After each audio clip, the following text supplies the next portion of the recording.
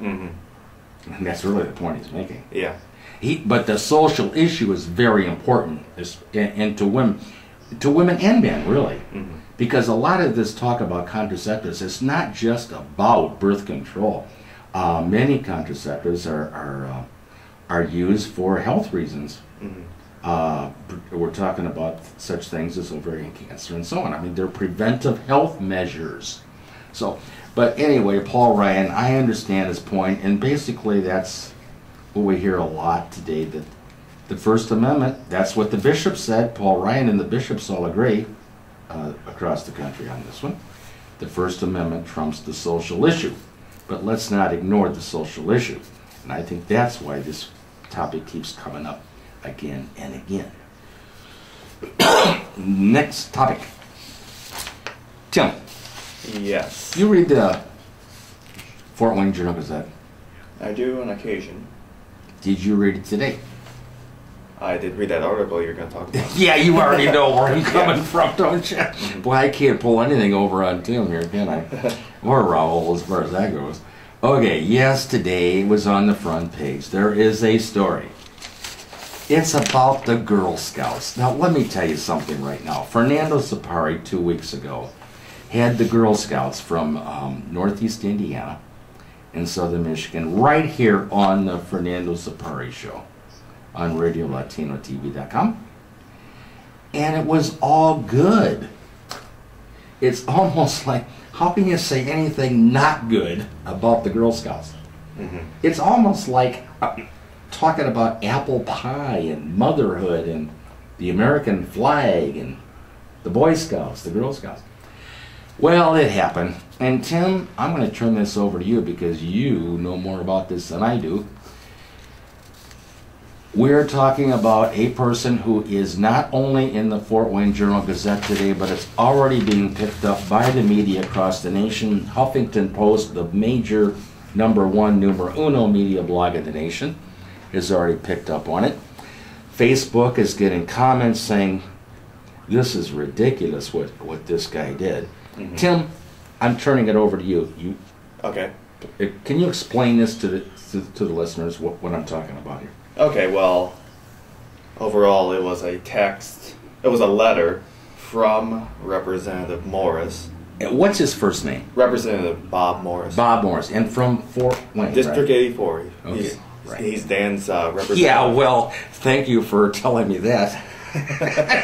I'm going to return to that comment later, Tim, but go ahead. All right. And this wasn't intended for the public. It was for... It was sent to fellow lawmakers, and was eventually the Journal-Gazette obtained it, and okay. Now I didn't pick that up in the newspaper. It was intended for his fellow lawmakers. Well, yeah, according to and then, this article here, yeah, it was what was it? Well, the press obviously did, because this is an Associated Press story out of Indianapolis. Mm-hmm. I mean, even though it was in the Fort Wayne paper, the story is from Indianapolis. All right. Yeah, so it was. But what did he do wrong? Let's put it this way. Okay. I'm judging here. I should not be judging. Mm-hmm. But what is the issue? Okay. Well, yeah, the Associated Press report says that Morris. This is in quote. Morris said he found online allegations that the Girl Scouts are a tactical arm of Planned Parenthood, encourage sex, and allow transgender females to join. He also wrote that the fact that First Lady Michelle Obama is honorary president should give lawmakers pause before they endorse the Girl Scouts. Is he basically saying that the Girl Scouts association or organization should not be contributing any money to Planned Parenthood? Is that pretty much the issue there? Yeah, evidently he found allegations that they do. That they do, okay. But, I mean, who knows, Tim? Let's say you and I today decide you and I are going to pony up here like $20 a piece. Yeah. And we're going to send it to Planned Parenthood. It could go to pay for their Xerox paper, for their copy machines. But this guy is saying that it goes for things he doesn't like, meaning birth control and so on. Okay. Here's the problem here that I have. why would anyone come out against the Girl Scouts publicly when we're talking Indiana House of Representative member who's running for re-election? Mm-hmm. I mean, to me, I mean, I don't know who his campaign manager is, but mm-hmm. Well, the one major flaw with at least that statement, like the fact that Michelle Obama is honorary president, and it should give lawmakers pause. I mean, every first lady since Herbert Hoover's first lady has served as honorary president of the Girl Scouts, so it's kind of a ceremonial role. But back to the Planned Parenthood funding. I mean, I haven't researched it myself, but we need to see if is it true that they do. We don't even know that for sure, do we? Yeah, because I don't know that for sure. But. Well, I like what you just brought up about Michelle Obama. I'm assuming, of course, that why do I say of course? Mm-hmm. And why do I say assuming? Tim, Mr. Morris is a Republican? Mm-hmm. Okay. To bring up Michelle Obama, and she does a lot of volunteer work for children's causes, not just the Girl Scouts. She's out there. She's out there. Why would you criticize someone for doing that? You could have a first lady. Michelle Obama, of course, is the first lady, and we've had, 44 other first ladies. I assume all the presidents have been married, but... I'm wrong about that. Okay, tell me.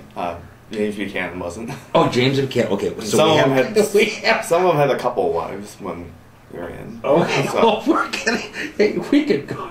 Not at the same time, of course. We're learning a whole lot. All right, well, I guess what I'm saying, Tim, in my recent history, and yours as well, we've always had a first lady like Rosalind Carter and, Nancy Reagan, and they've all been involved in doing something good for the public, and Michelle Obama is doing it too. Why would you criticize her for that? I don't get it. Oh, well. All right, does Mr. Morris now, yes, I confess, yes, he is my legislator in my district, and I'm now getting to know him better by finding out about this, and I'm sure he has his reasons. I respect, we have freedom of expression. Here we are on the media today. I mean, we're basically kind of criticizing him, but I'm sure he has his reasons. And well, yeah, I have a center-right perspective on things. I mean, if I personally, I'm not a fan of Planned Parenthood myself, but I mean, if I don't feel comfortable giving money to an organization that gives money to them, I mean, then that's my freedom to do so. But I don't know if the way he's going about it is the correct way, because it just comes across the way he says it. It's just not only that, but he wrote this, as you said, to his colleagues, his fellow legislators, and of course, in this day and age, and it's a good thing that we have public record laws, and so something like that, I mean, will eventually come out in public, and Tim, but what you just said, would that prevent you, what you saw and learned now today, from buying Girl Scout cookies? Probably not. Well, I don't think so either. And this is the thing. It's like, you're right. The way he went about it is not right. And we don't know all of his reasons and so on. But anyway, we're going to move on to something else. But this one, well, you're hearing it here on Pasa on RadioLatinoTV.com. And I can tell you one thing, listeners, you are going to hear it again because it's being picked up. Not just a little local event here. I mean, it came out of Indianapolis, Associated Press. It's already on the internet, on the major media blog in the nation, and we will be hearing more about that. What do you think, Raul? About time for an intermission? Keep on going. Okay, we will do that. Tim, you have anything to bring up? Because I want to talk about the DREAM Act, but I'm good right now. Anything right now? Just okay. For all of our listeners, the DREAM Act. We talk about the DREAM Act. We promote the DREAM Act, and we continue to do that, and we are relentless about this. Fernando Zapari says the DREAM Act is a no-brainer. He's right. Why hasn't it yet passed? It hasn't. The DREAM Act would provide a path to citizenship for children who were brought here, and I mean literally brought here by their parents in search of the American dream. Provided that you go to school and you're willing to join the military and you have a good record. I mean, you haven't been out there robbing any banks or anything. I mean, there's a path to citizenship for the children. We're not talking the parents. That's something a lot of people don't understand when you bring up the DREAM Act. Mm-hmm. We're talking about, let's deal with the children first. Mm-hmm. And this actually was a Republican idea. It was hatched by Senator Orrin Hatch of Utah. And then our senator in Indiana, Senator Richard Lugar, mm-hmm. who is a proponent of the DREAM Act, got on board and is now the co-sponsor of the current bill, which is also co-sponsored by Senator Richard Durbin from Illinois. So we have a Republican and we have a Democrat co-sponsor. Although this really was a Republican idea to begin with. Yet our presidential candidates on the Republican ticket basically don't like it. Mm-hmm. And they're taking a hard line on this. It's like, I don't know that they understand this only applies to the children. Mm-hmm. But when I say only, I don't mean to minimize that. We're talking 2.1 million children here. Mm-hmm. And I say children, they can be 18, 19, 7 years old, you know, different age groups. 2.1 million. So this is big. And it's only a matter of time before this happens. Does this apply to, like, I'm not sure myself, like if you were a child brought over here as a minor, mm-hmm. like if you're, let's say you're like my age, 24, does that apply to with somebody my age as well? Yes, Tim, you would be a DREAM Act person. Okay. Actually, the correct term for it is you would be a dreamer. Mm-hmm. The people, the 2.1 million people, very proudly say we are dreamers. We are the dreamers. Mm-hmm. Yes, it would. But however, Tim, let's say your parents brought you over here and you're 24. Mm-hmm. But let's say you had a 5-year-old or 10-year-old mm-hmm. Sister mm-hmm. Or, you know, brother. Mm-hmm. They were born here. Well, in your own family, mm-hmm. They're legal citizens. So you, Tim, could not go and get a driver's license. Mm-hmm. But when your children, your brother or sister grows up to 18, they go get it, or 16, they get a driver's license. Mm-hmm. And that's exactly what's going on with Lucas Da Silva. Lucas Da Silva has been on the Pasa show before. And Lucas Da Silva will be on the Pasa show today, in fact, very shortly. He lives in Orlando, Florida. That's exactly what happened there, Tim.